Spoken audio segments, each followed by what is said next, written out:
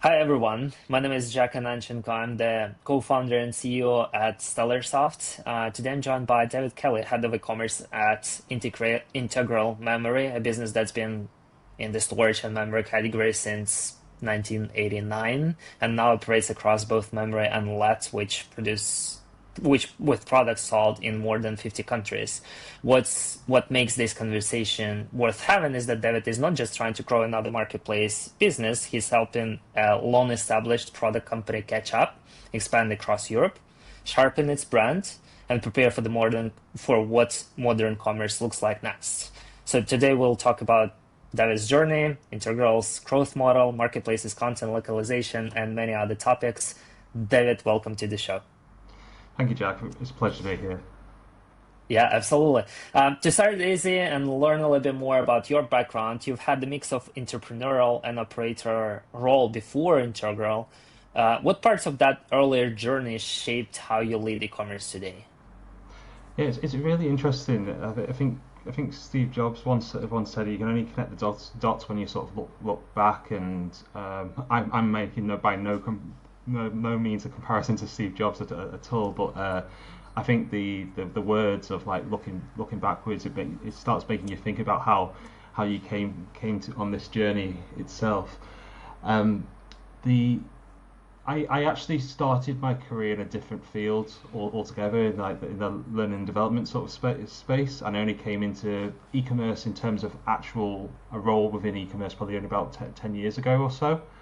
Um, Hmm. but there are certain foundations that I learned along the way. I've been lucky enough to experience both agency, brand side, and also run my own online retail business and utilizing operations across UK and Europe as well. And I think what's set me up for success for e-commerce is that hands-on experience, Hmm. understanding what people are going through. Because even when I was on agency side, I was doing things on the side in terms of like how to sell on Amazon, eBay, other marketplaces, like learning about Shopify, etc. So I could understand the challenges and hurdles that they were facing and be able to navigate those things on. So I think that hands-on experience and approach has set me up for where we stand now, and a clear understanding of what the customer is looking for. It's not always about what the brand wants or how they want to position themselves. It's about understanding the customer. The customer's most important, and they'll give the most direct feedback to whether your product's good enough or your brand is landing the right messages. Hmm. Okay. How do you see any difference between e-commerce in traditional way and marketplaces in digital trading, and how you basically lead these companies? So I would say marketplaces you ultimately are serving their customers on that marketplace, and you have to play within certain frameworks in order to be able to do that. So, for example, you're going into a certain listing structure. You have to comply with certain policies and how you communicate and your messaging or how you present certain things, for example.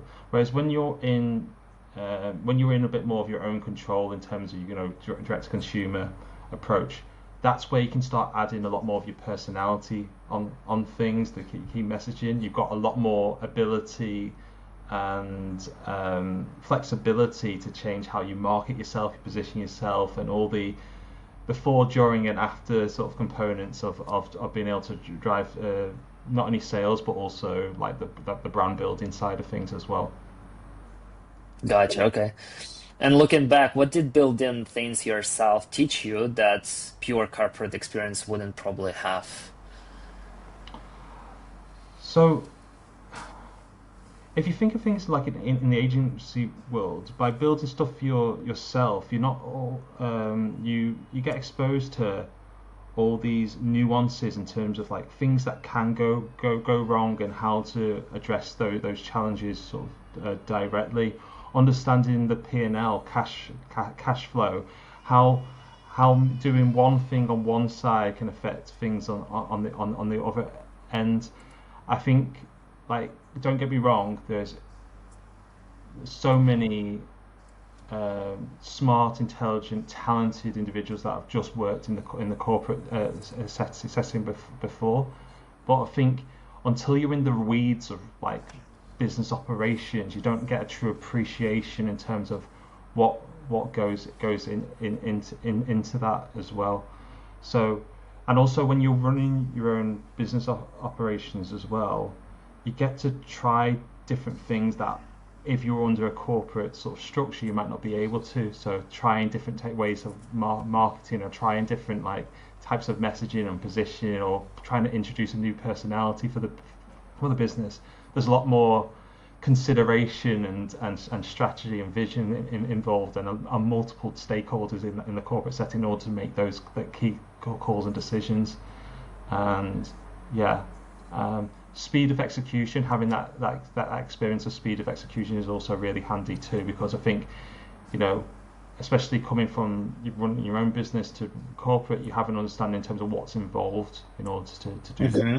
too, and that there's nothing beats experience in terms of knowing what you're prepared for and how you go about doing it. Yeah, good point. Um, just to connect a little bit with the integral, can you, like, for people who don't know what you guys do, can you explain it in a few sentences, just so we understand here? Yeah, sure. So, as you mentioned at the start of this, Integral's was founded back in 1989. So it's nearly 40 years old now. It's a family-run business. I work closely with the founders in this business Hmm. now on a day-to-day basis, and truly inspirational in terms of their journey and what they've built to Hmm. date. From its inception, it's been a memory a memory company initially with distribution before obviously having our own product range as well. So we offer a range of different types of memory products, from DRAM products to SSD, so that's like your hard drives, Hmm. etc. Hmm. Memory cards, USBs. If you can think of a memory product, we probably serve it. Because we've got the semiconductor sort of expertise within our business as well. We pivoted and we've set up another business arm called Integral LED. So we're in the LED space. So we manufacture, stock, and sell a range of products, from consumer side products through to full construction, industrial grades, trade specific type products as well. I've been in Integral now for about 9 months or so, and I'm still learning what everything about memory and LED. That's the really exciting thing, is that it forever keeps you on your toes and keeps you forever a student, which is something that plays into some like principles that I quite enjoy when looking and coming into a business, that I want to continue learning from the business as it grows as well. Okay, cool. We'll get to the actual like differences between the like between the categories Yeah. that you guys sell. Mm. But like getting back to, you said 9 months that you've been with the company now. Mhm. Yes, that's right. 9 months. Yeah. Okay. So when you joined Integral, what did you see immediately? Where the business was wrong, was strong, and where it was still playing catch up? Yeah, I think it's the really exciting thing about Integral, and the thing that really drew me to it, is there's so much opportunity. It's by no means a young business anymore, but it's got a lot of scope to be able to grow, and particularly in the world of e-commerce, there's always new developments, things coming out, and making sure that we're on the pulse of what we want to do, because we want to be at the forefront of technology as a business, and by extension, technology can expand into like the world that we live in terms of like e-commerce as well. So we have to make sure that if we want to be at the forefront, we have to be making sure that we're at the forefront of where customers need to see us and find us, and potentially purchase from us as well. So Hmm. coming in, my predecessor was head of Amazon, which was one of our big accounts that we've got here. I came in as head of e-commerce with the view of looking at the wider scope of growth across e-commerce for the business. it's still going on that journey in terms of what we do from an e-commerce perspective, but that's sort of like the thing that excited me, the fact that we potentially can I can work with them and build something hopefully quite special in terms of making sure that we take them forward as a business, and making sure that we continue to compete and exceed in the e-commerce space for sure. Oh, cool. Now I've got two follow-up questions to that.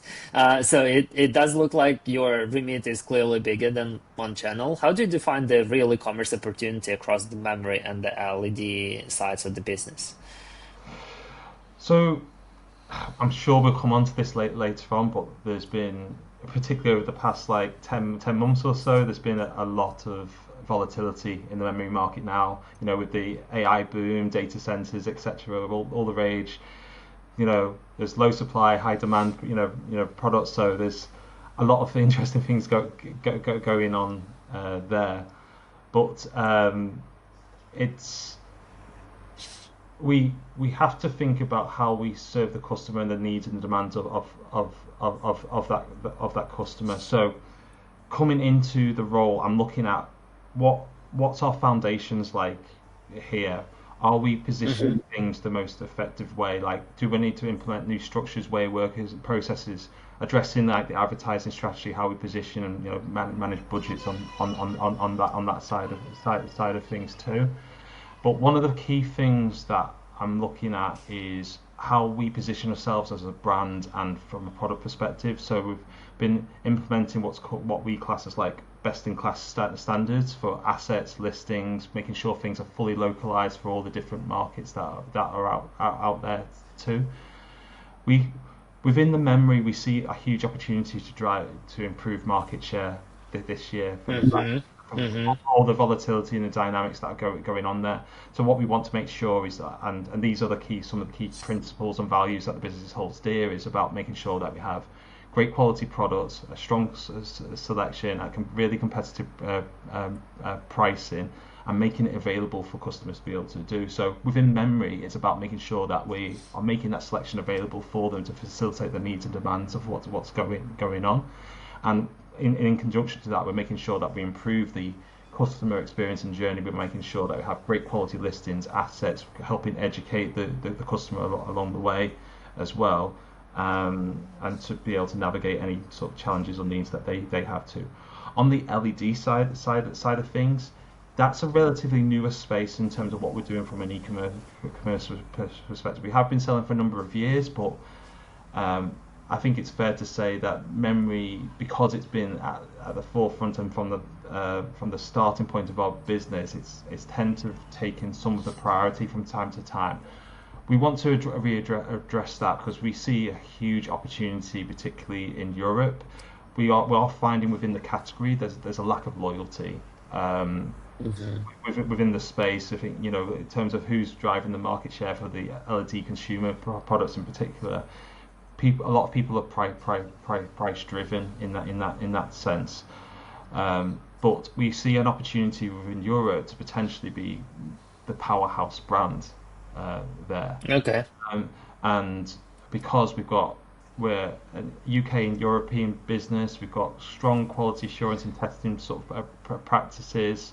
Our products, and I'm being biased here, but are great quality products. The price point is always going to be a difficult topic because you are potentially competing against some of the manufacturers and within China and other locations. So Yeah. those that are Right. just looking at the price point, it's a difficult side of things. But that's where we've got this best in class standards in terms of how we position ourselves, the messaging, the assets, etc. We want to communicate the quality elements, the education pieces, give people a compelling reason of why they want to invest in the brand and the products that we offer as well. We're not going to solve it on day one. It's going to be something that it's going to take, it's over consistency and over a number of months, years, etc. And it'd be something that almost be like an infinite game where we're constantly sort of chasing that to improve those things and making sure that we are never slacking and always making sure that we're doing what's right for the customer. Yeah, with all this competition and like loyalty being an issue these days and all of that, and in categories like this, where from your standpoint, where products can look technical and commoditized from the outside, what do you think the real competitive advantage actually, where do you think it actually comes from? So you mean like how where we see our competitive advantage? Yeah. So um, our competitive advantage is that first off, we're experts in our space. We've got a huge team of talented, driven, professionals, but behind us that are at the forefront of what's going on within the industry and technology. We've, you know, we we work with a lot of people within the industry, but I think our big competitive advantage is the credentials that we have. We're not just Yeah, producing yours. cheap products. We are producing high quality products like tested with like key claims and credentials that we can back up. We're also particularly for the markets, this side, UK, Europe, etc. There's very few businesses operating in these spaces in terms that can call themselves located, situated within these markets. So all our products are tested accordingly, rigorously tested to support the needs and demands of the markets that are here as well. Um, and then it comes down to the brand building and trading models that we apply. Obviously, a lot of businesses have their own approach, but we we're invested a lot in terms of like from down to like the marketing materials that we use. We want to demonstrate and show that not only have we produced great quality products, but we're investing in other areas to try and demonstrate and show and present to everyone that this is why you should look at our products, why you should consider them, why why why we're continuing to be one of the fastest growing sort of companies in this space across UK and Europe as well. So our competitive advantage Got will ultimately be felt by the customers at the end of the day, and we like what we can show and demonstrate is we've got great quality reviews, and so that's something that we're always keeping an eye on. Cool. And just to close the loop on the introductions and the kind of like initial thought process that you have, you mentioned that you have like the processor was the Amazon driven guy.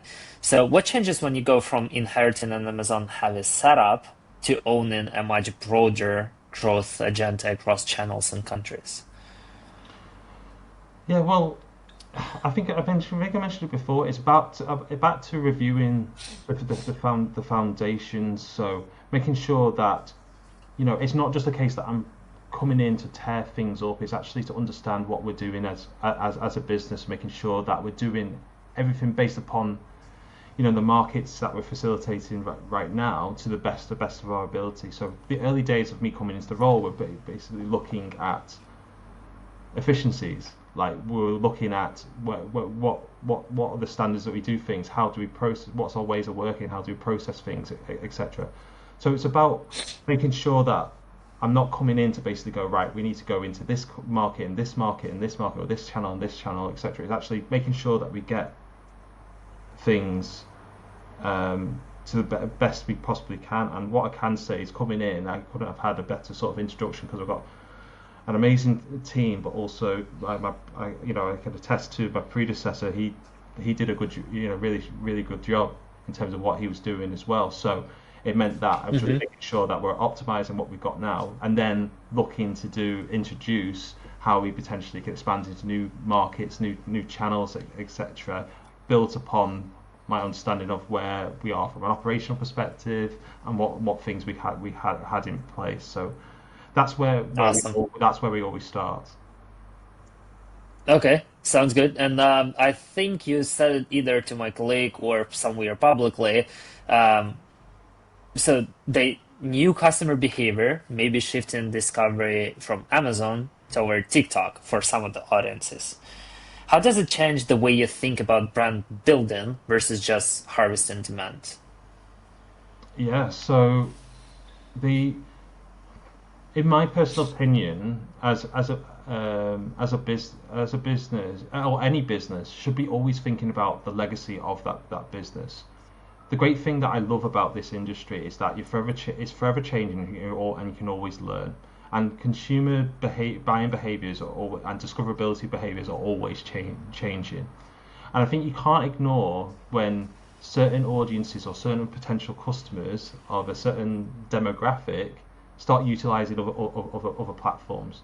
So we need to make sure that not only are our products available within those channels, but also how it gives us an opportunity, particularly with all these new the technology. You've mentioned TikTok as well. It gives us a new opportunity to be able to communicate with with with, with potentially our customers, and Hmm. by extension, it means that we can do those brand building elements, making sure that we're effective storytellers, basically. Um, and that's something that I find incredibly interesting, and I'm always looking at for case studies and reports just to see like how consumer behaviors are doing. I think the next frontier that we're looking at is obviously agentic commerce, etc. Yeah, yeah, yeah. And how like that's still so early days. Yes, there's so much investment that's going on this side of things, On the brand, but no yeah. one knows until there's proper mass adoption, how that sort of plays out. But that's really really interesting because it's something that you have to keep a close eye out as a specialist within this area, because if the consumer buying behavior or discoverability behavior changes in line with this new technology, each brand and business needs to be on it in terms of making sure that they've got set up to set or trying to set themselves up for success on that side of things, both across brand building and trading. You can't take one or the other, in my opinion. You have to do both at the same time. You just change the proportions in terms of how you do it, and what your clear objectives are at each time. Sounds like quite a bit of a challenge to transfer a product like business to a kind of like real brand story based business. If I was to ask you to kind of like to put together some sort of bullet points about what makes the customer remember the brand rather than just the spec sheet or the price, what would those be? I think it ultimately comes down to how people experience a product or service. So if someone is initially led from a price perspective or compelled by the credentials that are listed on a site, for example, the ultimate test is going to be, does what we say back up with the product. So you start there, and great quality reviews will obviously support your continued journey on that front. I think what every brand should be doing is looking at their storytelling, and um, looking at the needs of the customer. It's the first question I ask my team is that what would the what does the customer want? What do they need? How would they relate to this product? So I could probably list a number of different examples, even with Apple, etc., whereby it's not price driven Apple, but it's got a huge following. People would only buy Apple products as a result of it, and Hmm. it's not just because they've got all their systems integrated into like the solutions that they offer. But if you think back to even when the launch of the iPhone, for example, there was a craze getting into that in the first place, they never said that they were going to be the cheapest, but they focused on putting the customer, the user experience, and creating something as that simple but effective and powerful. If we relate it to like our products or even some similar type of products, it comes back to um, making sure that we are showing if this customer buys this product, what would they expect? What are the key credentials that back things up to like validate what's going on? How can how can we show this in best in visual form? Because the majority of sales are made through what we see, as opposed to sort of sometimes what we read.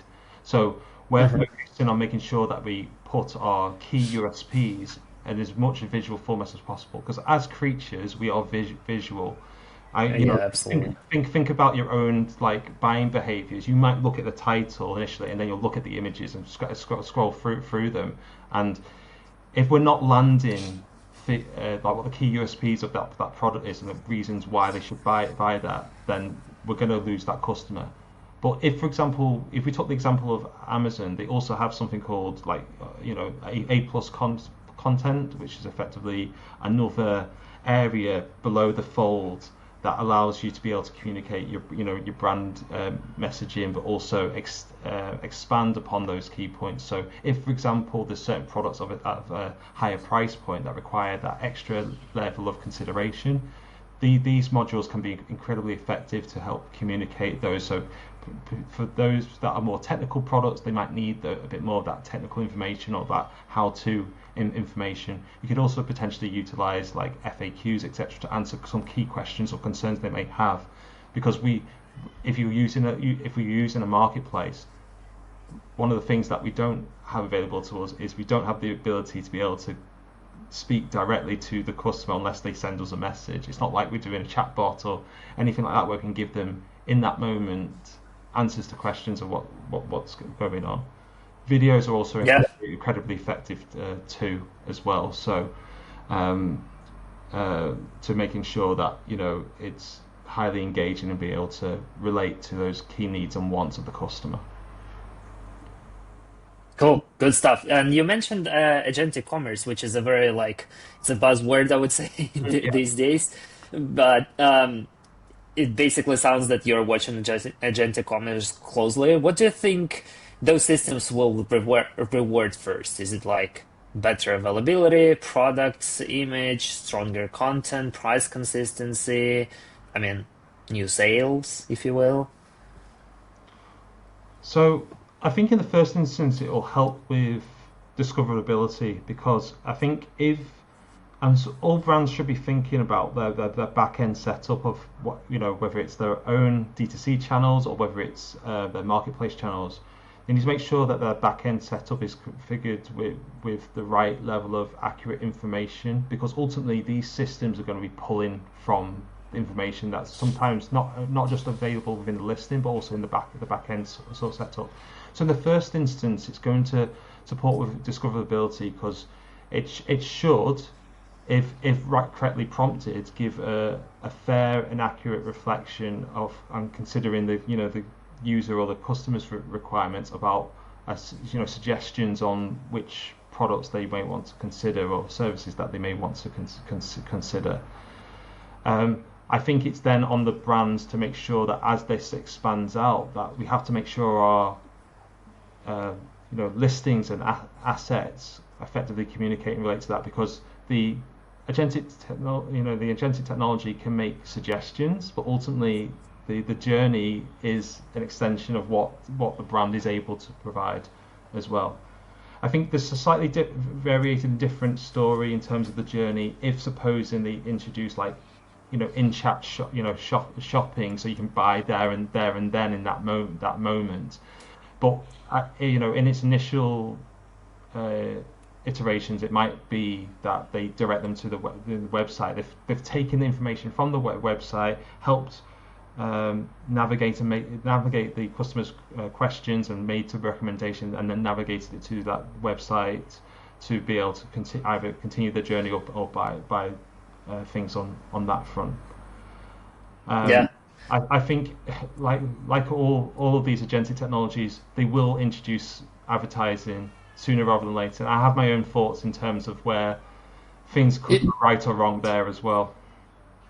they already have some. advertising. I don't remember whether it's like official live within all of the channels from OpenAI, but they do already have some sort of advertising in place. Yeah, So, and there is already an integration with Shopify checkout. So there are quite a few things that are already out there, and then they will only evolve based on what we are seeing here. yes, for sure, for sure. Yeah, And sorry, go on. yeah, I was gonna ask, like, I mean, unless it is something that you're not able to disclose, but like when you think about future direct-to-consumer capability, maybe for Integral, maybe like generally, how much of the website roadmap is now being shaped by possibly changes in buyer behavior from AI-assisted shopping? I would say hugely. I think it all comes down to this adoption, and I think we're closely monitoring things because I think whenever we look at our websites, we're going to be looking at what's the required specification that we need in order to now, create that ideal customer journey. I think if adoption comes at mass and scale with the people using chat GPTs, Gemini, other tools that are out there to effectively make calls and decisions on what they want to do, it might cut out websites largely in a sense of like seeing them through to purchase. That being said, the websites will always play a role because they'll still need the source data in order to pull those things in. But it's hugely affecting how probably myself and other professionals are looking at things because if it goes to that level, then the needs and demands and wants of what a traditional D2C website completely change. And I think that's where you have to think carefully about where you're investing in certain things.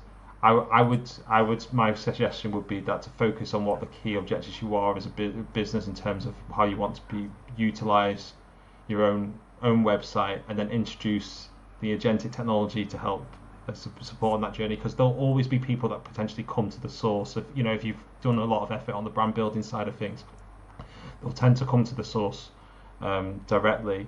But that being said, it's about making sure you are integrated into like agentic technology, so that is to ensure that you've got really good, strong discoverability along the way. Cool. Thank you for your thought process. Moving on with the next topic, which is the exposure to the other markets. So you said that you are not only present in the UK, you are also expanding into a much broader European footprint. When you do that, what gets harder first? Is it pricing, localization, operations, distribution, something else? Yeah, so it's really interesting because every market's unique, and I think every market should be treated unique. Just because something worked well in Hmm. one market doesn't mean it's going to work over in another. It's back to think about the customer and what they want. So it can start from a product, like thinking about what products you're thinking about putting into market. So I'll give an example. We've got LED products, and in for example UK and Germany, there's a preference towards warm lighting, but in Spain and Italy, it's more cooler sort of cooler temperature lighting as well. So like from bulb's perspective, you're almost like you're changing like what your product mix is going to be in there. So it's important that Hmm. you think about those things. Um, I think as you're looking to expand, you always need to make sure you're able to support the operations of what's going on. So you need to make sure that you're either working with partners or investing internally on making sure that you actually can facilitate the customers and Hmm. that are there. I think it's almost like a non-starter if you don't have some sort of operational infrastructure in place in order to support that market. Um, Uh-huh.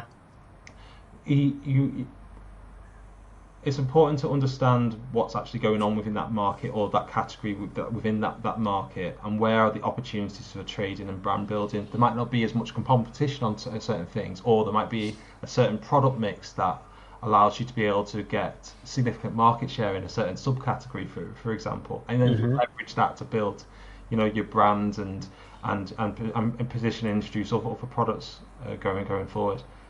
But I think in my experience, what I think's been well is that once you've got the operations right and you have an idea in terms of the products that you want to put in there and the price points that you need to hit, is to start small and scale, like review the performance and optimize over time. Really get into the data, utilize tools that are available in order to really understand what's going on, what's the reaction to be, and if you and don't be afraid to do some A/B testing if need be as well.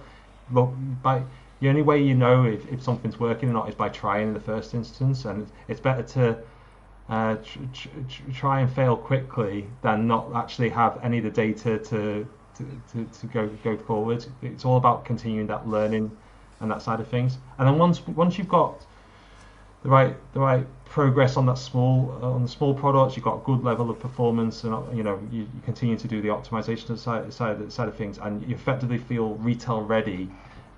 Introducing advertising and other growth levers allows you to sort of introduce and continue to position yourselves and looking for those new opportunities to attract new to brand customers in. So whether it's like customizing the audiences that you're targeting, or developing a comprehensive retargeting strategy in order to make sure you're effectively positioning yourselves to the customers at the right time where they're most susceptible to purchase.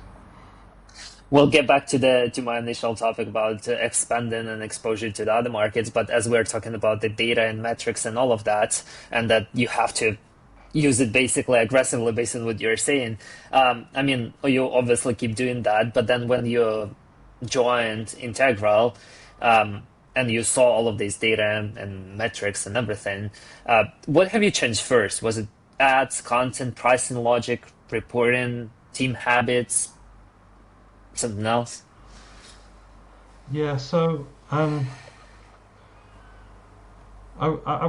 would say it's like I always go into well. So when I went into Integral, I just wanted to be a student. I wanted to understand what was going on, what was working, what wasn't working. So the first few weeks were always spent in terms of like understanding that side of things. I would say between that then and now, we've implemented these sort of new structures, new ways of working, different processes, etc., based upon my experience and what worked well previously, but also my understanding in regards to what's been working well within the business as well too. Hmm. I think a key growth lever for us that can potentially have the most impact in the shortest amount of time is regard to the advertising strategy and budget management, for example. So utilizing the channels that we had available at the time to address how do we approach that to ensure that we're getting the right returns for what we're investing, and we're achieving both our brand building and our trading sort of objectives, at least in the short term as well. Um, because we're now looking at a wider view from an e-commerce perspective, I think building what the 2026 strategy and vision would be, which would include like channel expansion, is something that was incredibly important to make sure that we had a roadmap and things that we were working towards on that front, and ensuring that we have the right operational setup and the right conversations with key stakeholders to ensure that we have everything in place to be able to support that. But I've already alluded to in terms of this best-in-class standards for assets and listings, etc. I think that's something that's a bit of my bread and butter from my past experience in terms of like I always look in terms of like how we position our brand and products. Are we making sure that these are fully localized for the current European markets, and then the potential to expand into new markets as well? And then as a part of the roadmap for this year is obviously we're launching a range of new different products, or products that are part of our current catalogue but haven't been launched online, for example, and introducing those things too. So when it comes to looking at the data side of things, it's about assessing what's performing well. When it comes to like looking at the structures, ways of working process, I'm looking like where are the inefficiencies, where are the things that are potentially taking up too much time that are preventing us from looking at new opportunities and ways to be able to drive growth. So if our listings are not performing as well as you do and could do with content refreshes, etc., let's look at like the page views information, the sort of like the almost like the heat maps of what's going on within a certain listings. Can we do tweaks and modifications to help improve that side of things to ensure that we're facilitating how the customer will navigate through our sites or through marketplaces, etc. So Hmm. yeah, so data is very, very much at the center, but I would say like a lot of businesses, we always continue to sort of invest to make sure that we're trying to get as much access to the data and insights as possible so we can make those key actionable decisions in a timely manner. Okay. Cool. Sounds good. And one question that I wanted to ask about, like generally how it works within your category, specifically on the member side, I would say, Okay. um, correct me if I'm wrong, but I mean supply dynamics and daily pricing pressure is a big topic for you guys. Um, how much is that pulling you back into reactive trading instead of strategic work? Yeah, it's a great question. And don't get me wrong, like the volatility in the market is always a challenge. But I would say, as because we've been a memory specialist from the inception of this business, we've got a lot of experience within this business, and it's not the first cycle of where we've seen supply demand dynamics shifting over time. I would say it's a don't get me wrong, it's a huge technological sort of shift, and the demands are there. So the good thing is, and something that we're incredibly strong is that we have a good read of what's going on in the market, and we have a number of different partners and suppliers that we work with on a regular basis that allow us the opportunity to be able to get the relevant levels of supply to facilitate the demands of the needs. But what we've seen over the past like 6 or 8 months, and I'm sure that you've seen, is that when supply is low, costs go up. Costs go up, Yeah. and we have to make sure we have to adjust pricing and that side of things. So there is a significant shift towards the trading side of things. But I think there's still advantages for what we can do from like a brand building side of things. Is that um, first off, by making sure that we have a strong selection of products, the most competitive pricing available on the market gives people a reason to come to us to purchase products and facilitate gaps that are based upon the demands that are left because of the volatility that's going on in the market. Secondly, it's the investment of what we're doing for making sure that how we position the brand and our products as well. So by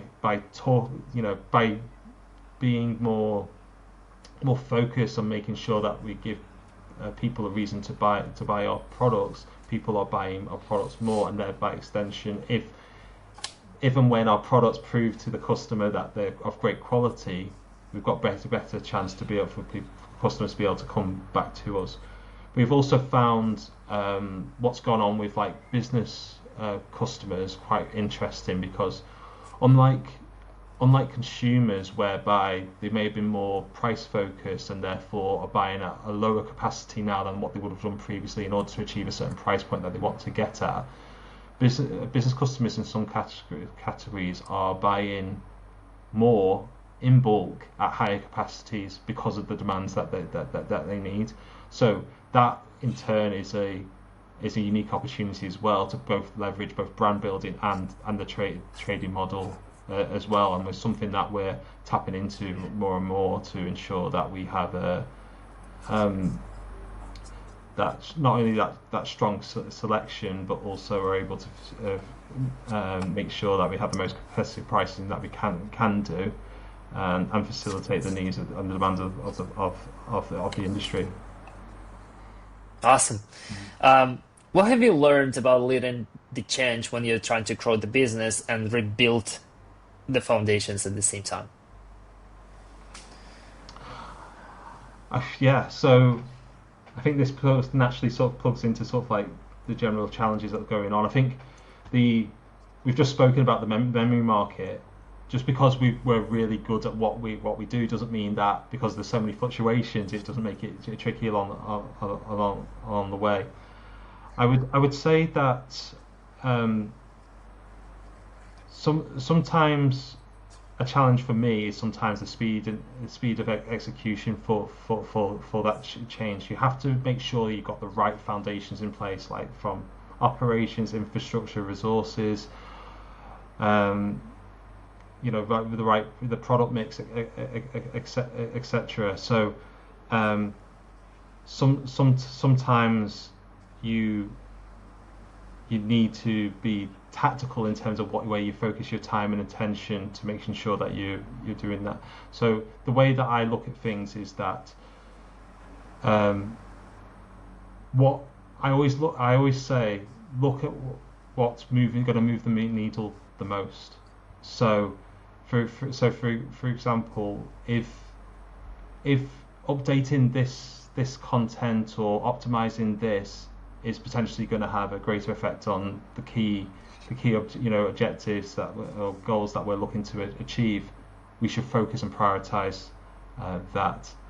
If if for example launching new products or introducing a new market, for example, moves the needle more than the others, we'd look to do that. So it's always assessing and building that sort of priority order sort of list and making sure that we're focusing our time and attention towards what's going to move the needle the most. Because I think, like most professionals out there, there's always going to be more and more things on your list and the same amount of time. So it's just about making sure you're able to prioritize what's going to be the most effective and impactful. Absolutely.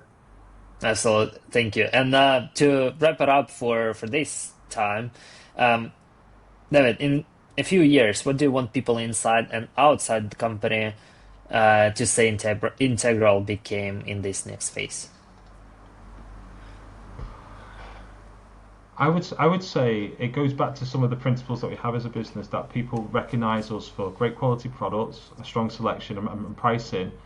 But I'd extend it by saying I want more and more customers, and particularly younger customers, to be talking about and recognizing our products, because we want to we want to build that legacy. We want people, we want to be engaging with the next generation, the next generation, the next generation. So I want us to be at the forefront of people's minds and consideration for when they're looking to buy memory or LED products, and then our products will ultimately demonstrate, the the great quality and all the investment that we make on this side of things. So yeah, it's a really exciting space, but we're gonna stay true to our values and principles. But I want us to do more with the coming generations as we go forward, and making sure that we're facilitating the needs of those customers and engaging with them as early as possibly can in that journey. Cool. David, thank you so much. It was a really great perspective on how to think about the channels, not in isolation, but rather than like in general as the brand. Um, I liked how you think about how to modernize a series product business properly. How you think about different channels. How you think about it long term and short term. Um, Really thoughtful conversation, very grounded. David, again, thank you so much for joining. Thank you so much, Jack. This has been really great. Thank you. Absolutely. For anyone listening, I'll leave all the links to the integralmemory.com and to David's LinkedIn down below in the description if you want to reach out and discuss some topics even further. Thank you.